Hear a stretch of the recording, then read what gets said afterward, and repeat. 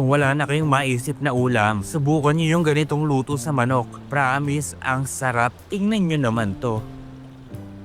Pinagsama-sama ko lang tong asawa ko, lemon juice, patis, brown sugar, konting oyster sauce, red chili flakes, ground black pepper, sibuyas at bawang, at spring onion. Tapos hinalo-halo ko lang to guys. At nilagay ko na tong chicken thigh. Pagkalagay ko, minasahe ko lang sila para manuot yung lasa sa chicken thigh. Tapos sinindihan ko na ang kalan at lulutuin ko to ng 15 minutes. After 15 minutes, babaliktarin ko naman to. Tapos lulutuin ko to ng mga 10 minutes pa para siguradong luto pati yung buto ng manok. Pagkatapos nun guys, hinango ko na to. Papalamigin ko lang to sandali bago ko prituhin. Tapos itong pinagpakuluan sa manok, nilagyan ko lang ng salted butter, konting dark soy sauce lang pang kulay, at cornstarch slurry. Kapag malapot na, okay na yan. Prituhin naman natin itong chicken thigh. Mabilis ang prito lang naman to kasi luto na to. 1 to 2 minutes bawat side, pwede na. Ito lang yung nakakainis na part guys, nang gigigil yung mantika eh. After ko prituhin yung manok, binalik ko na to sa pan.